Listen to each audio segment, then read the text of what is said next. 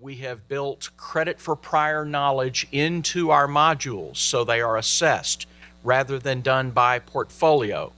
The students pay the tuition prior to entering the modules.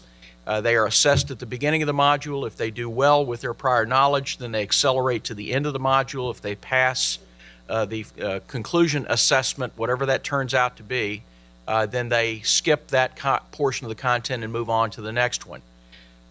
We are in credit-bearing structure. We're still using credit courses. We are offering entire AA and AS and AAS degrees in a competency-based environment. Our AA and AS are general studies degrees designed for students who principally plan to transfer on to the baccalaureate. In the AS, we do offer a business concentration and a CIT concentration, as we do in the AAS degree, where we offer business, CIT, and our nursing degree. We offer certificates throughout the program, and those are scaffolded so that we have both a pathway to the associate degree through the scaffolding process. We do not unbundle our faculty role. It's kind of nice going at the end. You've got all the definitions already. We do not unbundle. We are minimally disruptive, and we have tried very hard to be sure that we have included employers in our competency identification.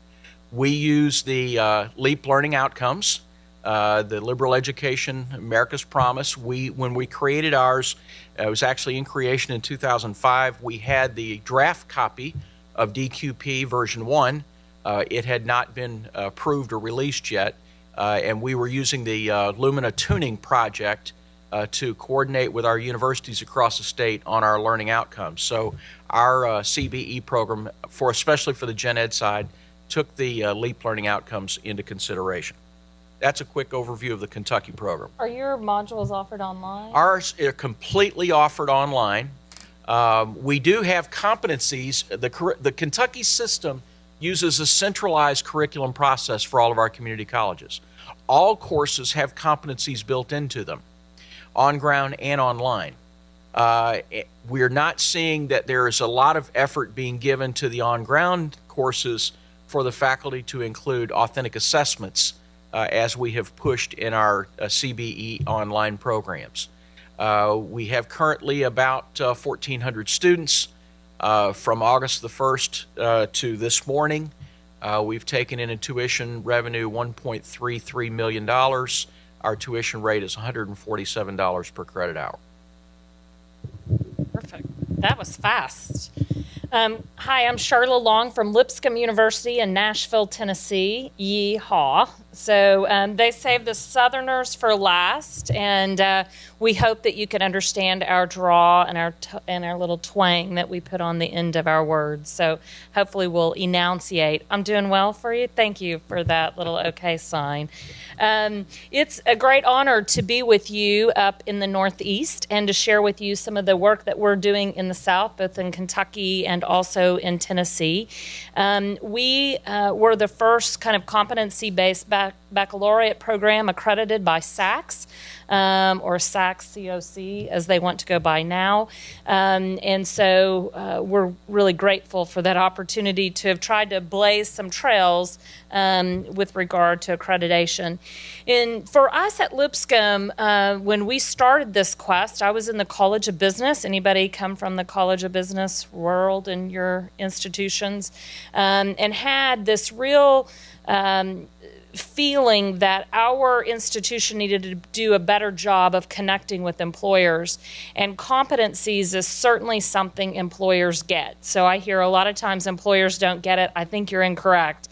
I really believe employers get it. Employers say to me all the time, someone from an institution who speaks my talk. And so we really have made employers a central feature of our program. In 2006, we purchased a commercial competency-based model, one that's used by about 100 Fortune 500 companies in all of their HR processes, and said our initiative was going to be taking that commercial model and retrofitting it into an academic academic model versus us designing our own competency model and telling business what the competencies needed to be. And when I say business, that's broadly speaking because it really can apply to about any major area of study on campus. So we, in 2006, purchased this competency commercial model and began figuring out how those 41 key competencies cut across our institution and where those competencies in their development could be embedded. Over a period of many years of development, came up with kind of an ABCD process. The first is for A, for assessment. All of our students that enter this program start in a one-day full behavioral assessment center. It's something that we do that's very different from other programs in the country. So students come into the 8-hour assessment center. They participate in groups of 6, oftentimes with folks they do not know, both on individual and on group activities.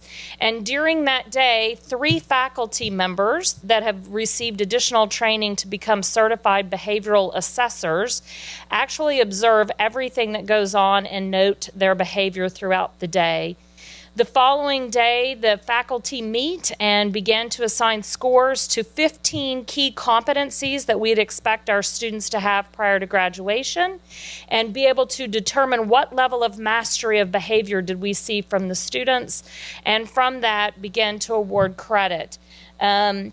So the A is that initial assessment piece, and then we use the assessment center all throughout their duration of their studies. So they go back to the assessment center whenever they need to be reevaluated by these certified faculty members. The B for us was on badges. So another kind of topic which some people like, some people really don't like. But we really felt like micro credentials were really important in this market. And so we actually assign badges. We have 164 potential badges that you could earn at Lipscomb, and that's growing every day. But they're small micro credentials that can be stacked towards degree. And if someone doesn't have the skill set needed, they can go into a development course to really learn that particular competency and to be able to demonstrate it. So we use badges. Once a student has been through the assessment center, we create a customized competency report.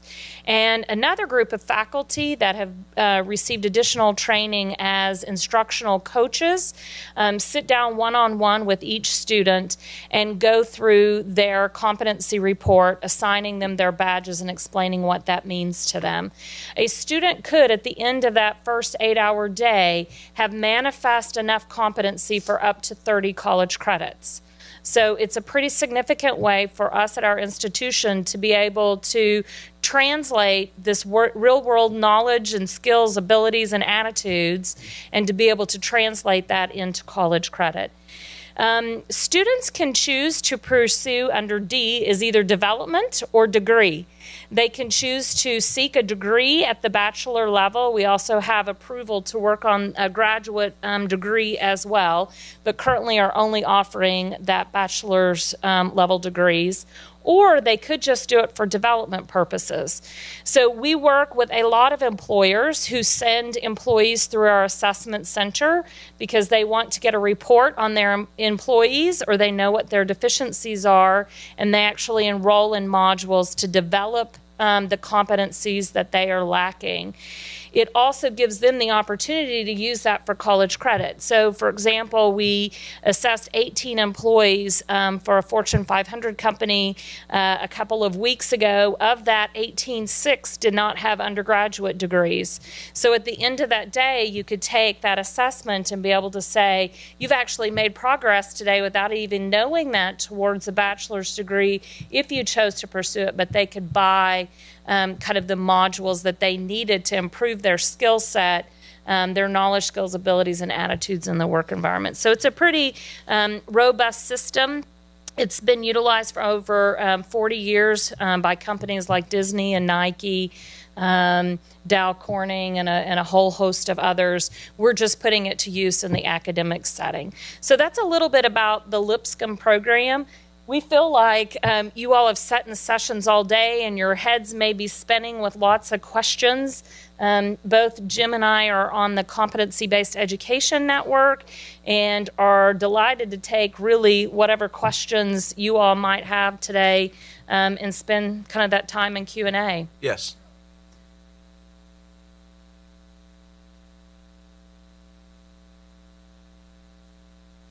Yep. So there's actually 6 separate. Did you all hear the question? Yes, he asked the question. Thank you. He asked that we do this all the time together. It's nice of him to correct me, to repeat the question, Charla. So the question was, do they just sit around and talk to each other for that 8 hours, or what are they doing during that initial 8-hour assessment? There are actually 6 activities that they participate in that first 8 hours. They start the day in what we call a leaderless cooperative group discussion, in which the 6 are given a fact pattern. It's placed in the middle of the table and told in 45 minutes, we're going to come back and we're looking for you all to agree to a solution for about 4 little problems that they have to work on. And so the assessors are noting that entire time. Who stood up first, grabbed a whiteboard marker, who reminded them of time, who never engaged, who would throw their hands up, toss a pencil, whatever, when they got frustrated by someone else in the group. So there's a cooperative group exercise. Then the second piece is an in-basket exercise. So really looking at problem-solving skills, organizing and planning, delegation skills, etc. That's an hour and a half to get through an in-basket. And then they're interviewed and really pushed hard on why did you choose that. They're given both bad and good alternatives. We're already running people off, Jim. I know. Giving people, she didn't even say goodbye. I'm so offended. But anyway, giving people, goodbye, both good and bad alternatives. There's a competitive leaderless group discussion they do in which someone has to win. And there are 2 presentations that they make, an impromptu presentation and then a persuasive presentation as well. So all of that happens in a pretty robust 8 hours. So things like strategic problem-solving, decision-making skills, and communication skills, presentation skills, etc. So they're more broadly based, competency-based credits. Yep. Yeah, or depending on what they transferred in or where they're at in their studies, everybody would have then a customized plan for what competencies they need to acquire in order to graduate. Yes.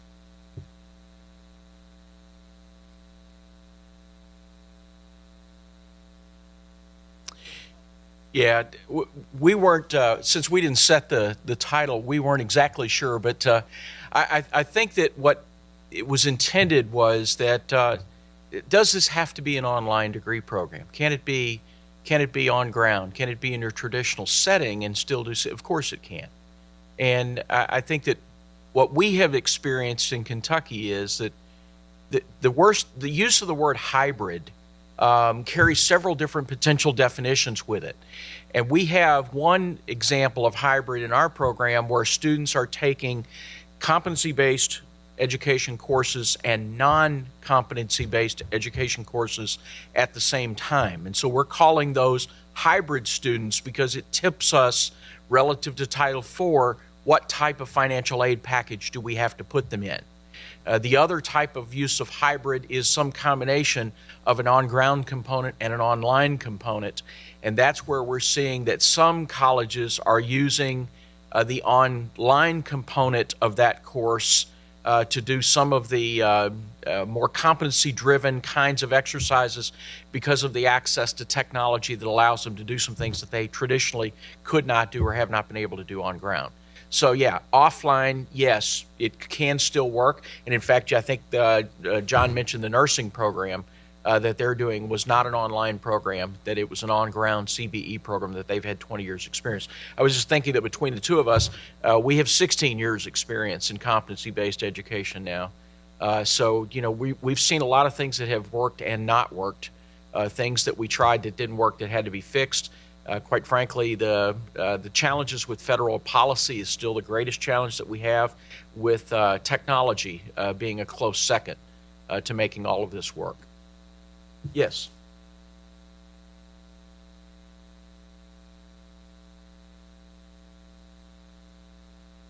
No, so depends on what every institution, I think, chooses to do assessments a little bit different. So Westminster College out of Utah does project-based learning, in which there are projects that span an entire year that you're contributing on and throughout your studies, and that one project can undergird all of your competency-based credits in that respect. For our assessment center, there are discrete assessments that we offer just kind of back to back.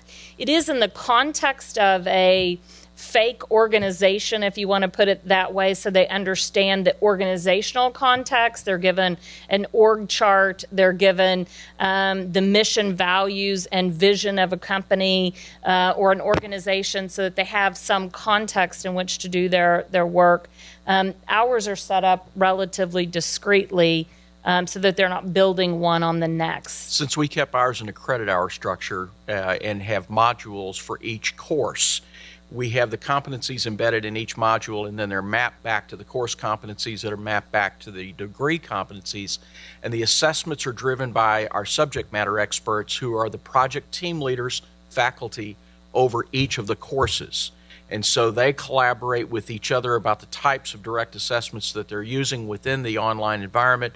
Some are projects, some are presentations, some are creative activities, some are tests.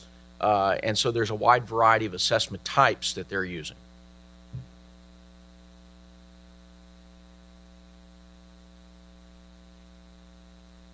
Mm-hmm.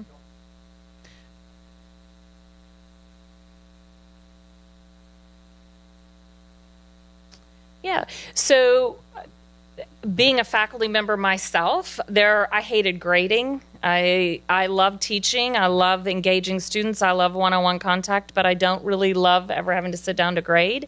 There are some faculty that really, really love the assessing feature. And so when we were working on this model, we tried to identify faculty who really, really love that one-on-one student contact, to give them the additional training to be coaches. And we also tried to find those that really enjoy assessing, and gave them additional training to become certified behavioral assessors. So that, I think, was really helpful for us in kind of delineating those two roles. Are there pitfalls? I think one challenge when you separate the role is deciding, will you let someone both assess and coach? Or what we did is set kind of a wall that says, I don't want them to ever teach to the test by knowing what those assessments are.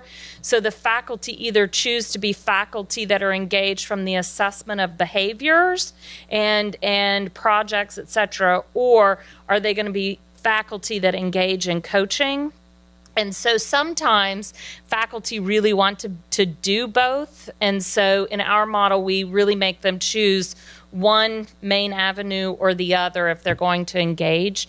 And I would say that's one piece that we kind of instituted as a rule, just to make sure we didn't see folks teaching to the test. We wanted to really make sure that our coaches were changing the behaviors and the outcomes of our students, and wanted that to be reassessed by that same behavioral based system that we put into place in the program. One pitfall we made was not doing that. Our faculty are both the instructional faculty, the curriculum faculty, as well as the assessment faculty. They're one and the same. We did not unbundle the role. Most faculty are designed to be subject matter experts. They've had very little instruction, training, and assessment, and they don't like doing assessment. They're not good at doing assessments, and it's a little bit painful to get them to understand how to move away from what they've become accustomed to looking at more authentic assessments and the different opportunities to do that.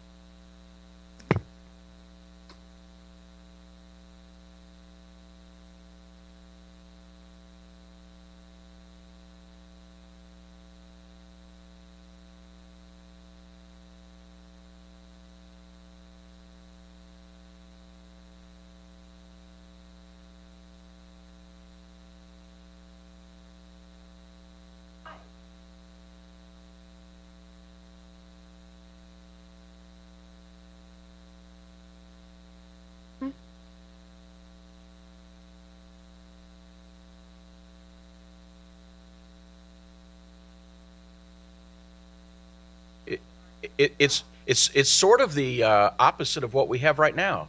where they have the theory and don't have any talent. They understand the content, they can't use it. And so, yeah, that is something that I think in our model we attempt to deal, because we make them do both. Now, if they have the ability to assess forward rapidly with prior learning, it must include both. It has to include both a theory or a knowledge piece as well as a demonstration piece. And so, we're still looking for both, but keeping that in balance, quite honestly, is difficult all the way through the curriculum. So we use 4 levels of mastery of competence. So it's not for us a checkbox. You either have presentation skills or you don't. We have behavioral anchors for 4 different levels of mastery or proficiency. And so I think you can cut it for so long, but at some point when you raise up through the ranks of mastery, your lack of knowledge gets caught in that system. Does that make sense? So you could, if you wanted to look, sometime we give kind of a demonstration of how the levels of mastery work. So each competency, we know people who are okay at presentation skills, and then those that are just grand slam can knock it out every time. A little bit's okay, and you could probably get away with just raw talent, but when you start to move up, it's because you really understand how to deliver your content to the audience, blah, blah, blah, and the theory that comes in behind that. Question?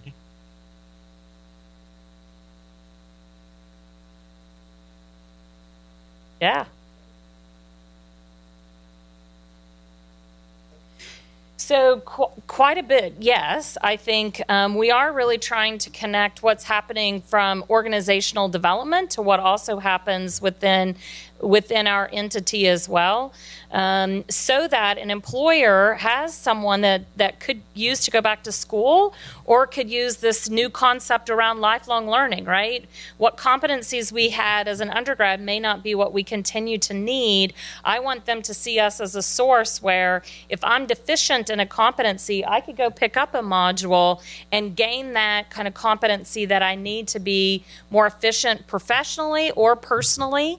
And so, yes, it is about linking what's happening from an OD standpoint in industry to what's happening in higher education as well. For us, it is. And if you'd really like to have your own little personal experiment, I would suggest that every time you run into an employer, ask them the question, just out of curiosity, when you hire someone and they've got a C in English comp, what does that mean?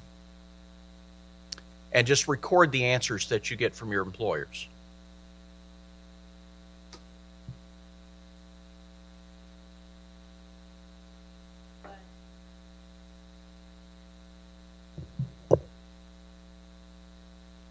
Correct. Correct.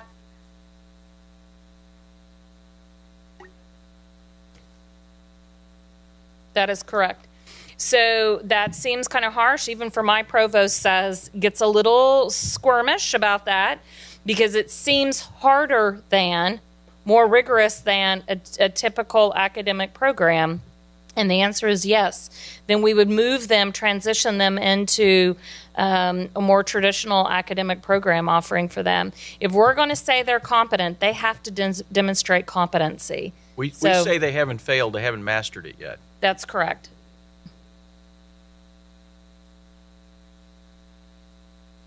Correct. Not other one, but it's integrated throughout our institution. But yes, there are more traditional offerings as well as our adult learning or our competency-based program as well.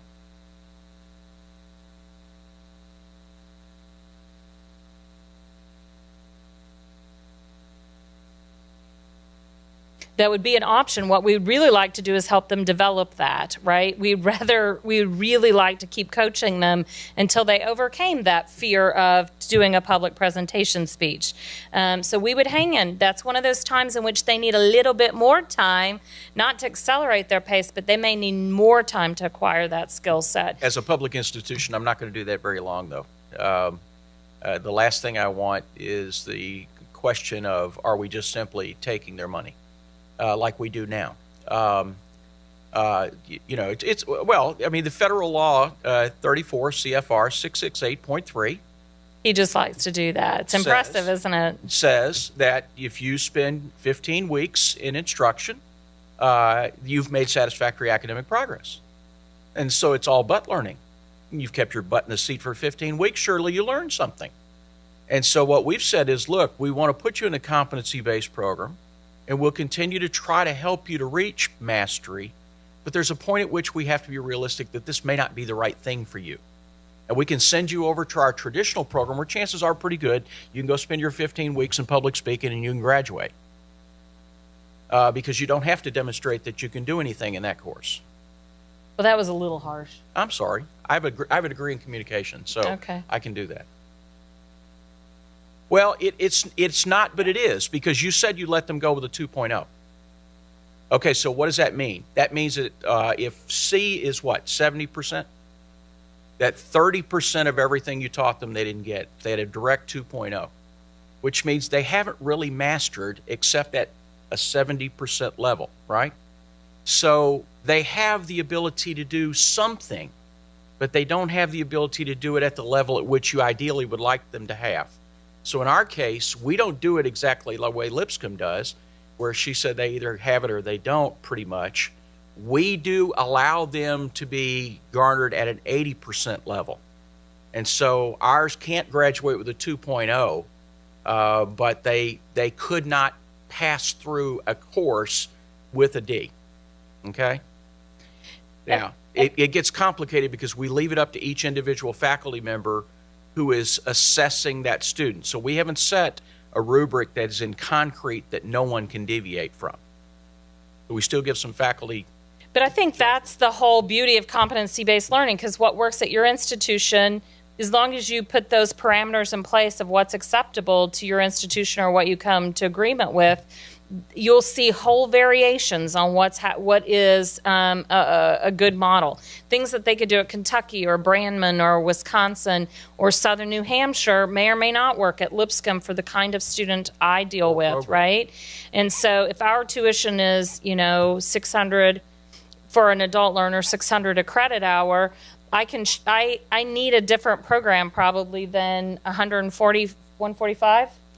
145, a credit hour. The programs are going to reflect the student, what they're paying for that, what our model looks like as well. And that's the flexibility. Those are one of those questions you have to answer. What's the role of faculty going to be? Do we bundle it or unbundle it? What's the role about grades? Should that be a pass, a fail? Do you do a letter grade or not do a letter grade? Do we apply for direct assessment? Do we stay course-based, credit-based? Those are, again, all those lists of questions that you just have to be able to answer for your institution and then for your creditors and then maybe for the federal government as well. Yeah, at Northern Arizona, they have levels of mastery. At Southern New Hampshire, it's yes, no. And so it's kind of the difference between the way the programs are designed and how they're assessed. One ties back to course and credit hour, one does not. That's right. It's the flexibility.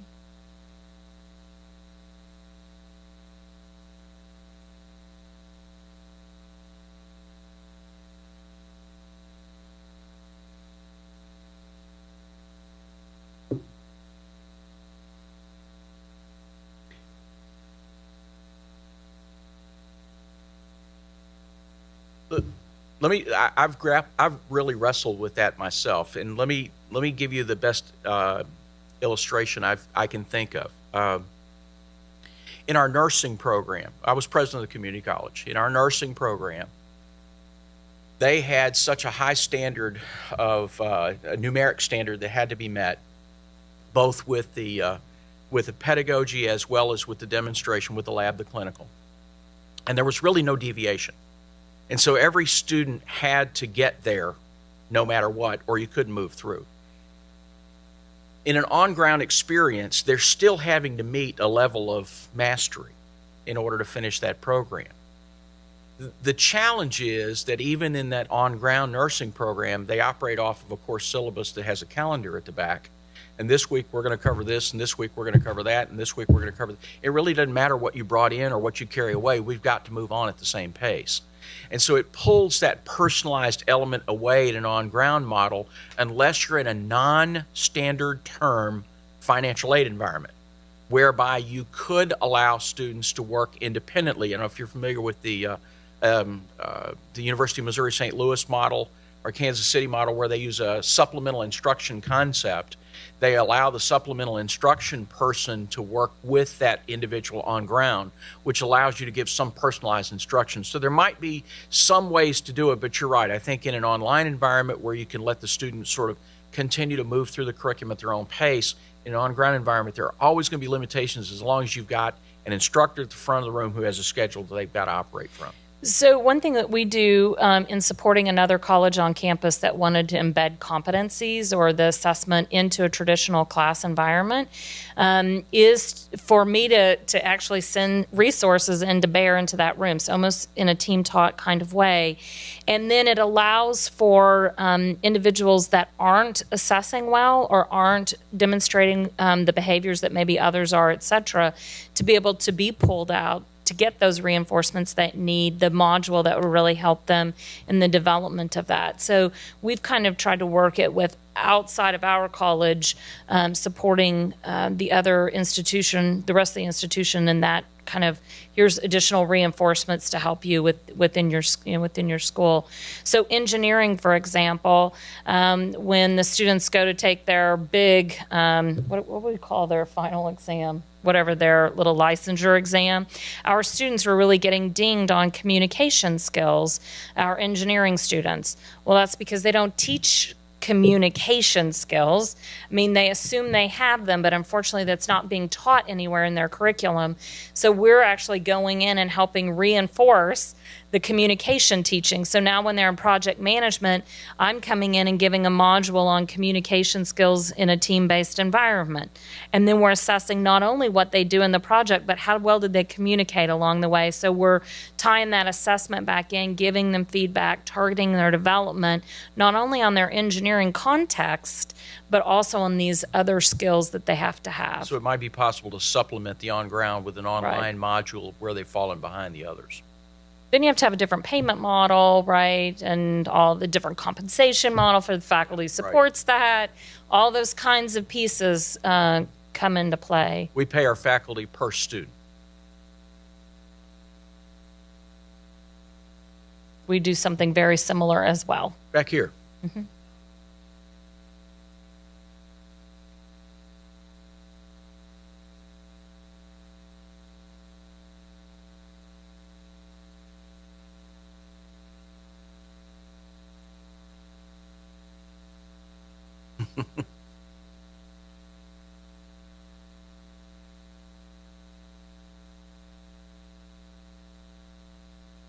Okay.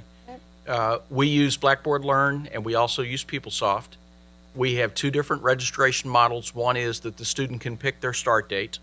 They have to pick at least a date 48 hours after because the technology's got to catch up with them. We also offer registration where they can register on Monday, the first 11 Mondays of a standard term. The last registration of that term is the 11th Monday of the term, which means that last Monday they've got roughly 6 weeks to finish that course, which is a little bit longer than what they would have in our standard summer term. So we offer two types of registrations, and then we have to put the courses in two different coded ways so that we'll know which financial aid package to attach them to. And so if they're doing CBE only, they're in our non-standard term. And if they're doing CBE and traditional courses, they're in a standard term with a open start date and a closed exit date. The technology is able to handle it that way. For tracking our students, every student has a faculty member attached to every course that they're taking. We use a third party called BrainFuse for tutoring, which is fantastic, and I don't get anything from them. But if you've not looked at BrainFuse, you should. If you're using smart thinking, I suggest you strongly look at BrainFuse. We use BrainFuse. We use a Starfish retention solutions to track them, and that's working very, very well for us so far. And then each student also has a coach assigned that is not a faculty member. This is the person that they hook up with before they actually start. That person becomes their helper to get them all the way through the program with registrations and financial aid. We notice you haven't logged in a while. What's going on? I'm having trouble in this class. What do I need to do? It's all of that sort of mommy-like support that person actually has the ability to help them with. So every student has a coach, a faculty member, and tutoring. So we've got 3 different elements, and then we're tracking everything electronically to show progress.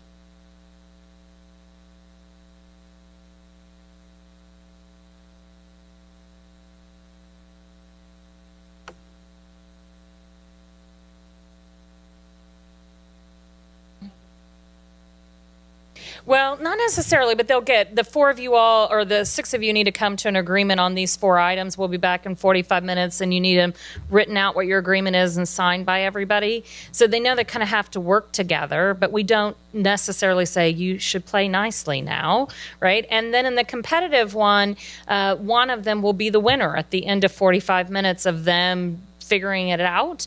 We tend to do competitive in the afternoon, cooperative in the morning, because for most of us, we can play really nice when we're rested, but by the time that you've not been around these people and they're driving you nuts, you're more likely to start to get really crappy.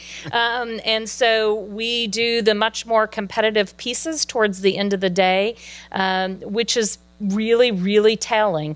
Usually by the end of the day, you've seen a pretty thorough examination of that person. So that's kind of how we worked it out. We tell them, obviously, after, at the end of the assessment center day, we take 45 minutes and debrief and give them the science behind what they have just gone through, and explain what we were looking for. In particular, give them a self-assessment tool that then they take home and self-assess before they come back for their individual coaching appointment to get their results. So they have time to really think. Usually they go home with their heads down low and feeling really, really bad. Like I was really rude, or I shouldn't have done X. I mean, it's pretty kind of sad to watch them leave that day. But usually after you sit down and you have a coaching appointment, it's pretty powerful. I shared the story last week at a meeting. We had a gentleman who went through a corporate assessment center, so his company put him through the assessment center. And when he sat down for his coaching, the person was giving him some pretty direct feedback on his developmentals. And the guy said, "Stop. You sound just like my wife." And then he said, "I'm serious." He said, "Over this weekend, we had a huge fight. And my wife used almost the exact same things that you're saying to me right now. She said things like, 'You never listen to me. Anytime I tell you what I think, you tell me it doesn't matter and you give me your own opinion. You tell me this is the way it's going to be.'" We had seen those exact same behaviors with a group of 6 people when he said, "I'll tell you what, I'm not agreeing to sign that. It's going to be this way or I'm not signing it." And so he said, I need to go home and talk to my wife. And so I think it has really big impact personally as well as professionally, and that's what we're hearing from students from that initial assessment. I want to give you 3 sources of information before we get too far gone here. CBEnetwork.org, CBEnetwork.org. That is the homepage for the Competency-Based Education Network. And there will be additional resources being placed there all the time. CBEnetwork.org. Competencyworks.org. Competencyworks.org is the K-12 portion of this. There are some really interesting research papers and position papers there that you might want to look at. A new website that I don't even know it's been launched yet, but will be in the next 30 days, CBEinfo.org. CBEinfo.org, and that is a grant-funded site that is being put up by a collaborative of 11 community colleges across the country who are in the process and have now begun these programs. So you'll be able to learn from their experiences on those websites. We had a question back here. Yes. So there's actually there's a competency called self-objectivity, right? You know people who think they're really wonderful, and they will always believe they're really, really wonderful, and they can't see their own deficiencies or faults. And so one of the ways that we use that is to examine someone's self-objectivity. So when they go away from an assessment, have they been able to accurately assess what their strengths and weaknesses are?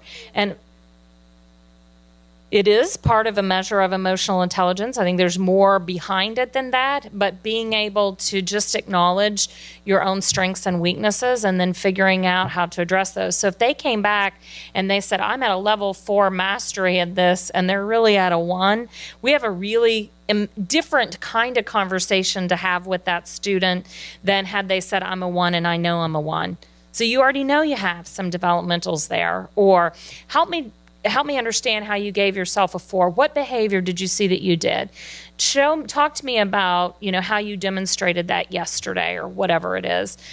So that we kind of use it for self-objectivity and to know how to cast that conversation with the student as well. Yes, sir.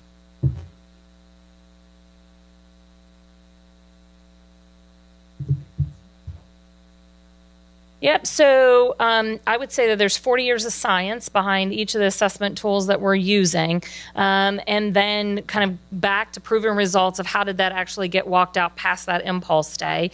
And I think anybody is welcome to come and observe. Just call. We run an assessment center about every week, the big 8-hour assessment center. If that's something you'd be interested in, be happy to have you come look at it or take a look at the science. But we don't see impulses. Students tend to forget after the first 20 minutes that they're being even watched or measured. You can literally sit behind the one-way glass and you see when it clicks and they're just being themselves. And so that's pretty powerful. Yes, sir. Yeah, so I use OSI by Organization System International. The model is Polaris. Are you familiar with Polaris? Yeah, it still is. 40 years. Dr. Bruce Griffiths is the creator of that model. Incredibly impressed with him and his flexibility to work with us. We looked at all the commercial competency models on the market, and I loved the way he let me modify. So if we're a faith-based institution, for example, he has one called Mission Focus as one of his competencies. We changed that one to kind of reflect some of the spiritual mission focus and the spiritual mindedness of our students. And so he worked with us on the research behind that. So he's been very helpful. We probably have him to campus even to help with big corporate assessment centers if we're running many of them simultaneously. Bruce will come join us for that. It's been a real privilege to work with him. Yes. Yeah. Did you have one back here somewhere? There was a question in the back. Yeah.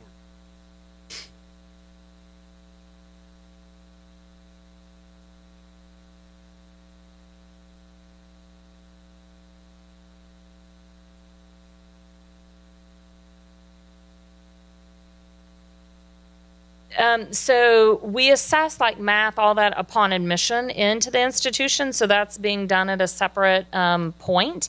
But all of that is done prior to them heading to the assessment center to begin with. If they're pursuing a competency-based major program, then they start in the assessment center. But during their admissions process, they would have looked at math scores, transfer equivalencies, that kind of stuff in that process. In ours, the CBE students have the option of either doing the traditional assessment process, they can take Compass, they can come in and take it, or we offer through our CBE program an online college readiness assessment that they can do, and that helps to provide us with the assessments. One new innovation that we're going to start experimenting with this fall is we've been attempting to do contextualized developmental education now for several years, and we're seeing some pretty good success with that. We're going to try to contextualize developmental education as additional modules that have to be completed in the first college level courses. So they won't be standalone developmental ed, they'll be supplemental instruction to entry level courses. We're doing the same Since thing. they're self-paced anyway, our thought is that it might take one student a little bit longer than another student if they've got extra modules to do, but it won't affect their financial aid as dramatically that way. And we're doing that exact same thing. So we had to talk about that. I didn't know that. Yeah. Other questions on these or other topics? Yes. So they pay $1,500 for the assessment exam, but if you remember, it could come for up to 30 college credits. So at our institution, that's about a $17,000 tuition savings on a $1,500 assessment. So even with corporations, we charge $1,500 to put an employee through the assessment center as well. So it is, for us as an institution, a way in which we're trying to work on the affordability equation. And in ours, the first assessment is free. If they do anything beyond that, they pay. But since we have so many assessments built into the actual program, they're paying tuition all along. They're being, if you will, assessed within each course. All it does is help them accelerate. We don't find many students who are able to come into a course and bypass the entire course. What we do find is that they may be able to skip various content pieces within the course and to accelerate them through. So it increases their time, but it's not necessarily saving them much money in the long haul.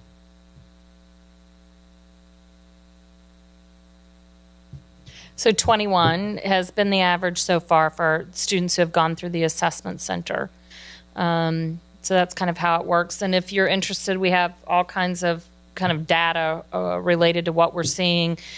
We go back and trend that against how many years of experience do they have, at what level did that experience come from, are there certain industries or fields in which it's working better, all that kind of stuff. So as you heard earlier, I mean, we need more and more research about what we're doing. We're trying to really help put that research basis down behind what we do, including with partnering with employers and really tracking what happens to an individual after they leave, or from a corporate partner standpoint, do we see that change behavior back manifest in that work environment? So we actually have a research study that we've had approved to test it with an 18 to 22-year-old. I actually am not positive. I think a typical 18 to 22-year-old would do very well in the assessment center. We really try to select somebody who has far more work experience than that and would prefer that they had an associate's degree, because that tends to be the sweet spot for where someone performs well in the assessment center. But what we are going to do is take 100 incoming freshmen, run them all through the assessment center. 50 of those will kind of continue through their traditional liberal arts education program at the university. The other 50 will have access to the developmental courses, and then track them along the way as well. And we're doing the same thing in the College of Engineering with their incoming freshmen and working with them as well. For our 18 and 19-year-olds, we find no significant difference in success between on-ground and CBE. For our adult students, we do see a considerable higher continuation and success rate for adults with the CBE program. Like a 92%. He just got his numbers in, but he just didn't want to tell you. He didn't want to brag. Yeah, we had 91% 2 semesters ago, 92% this time.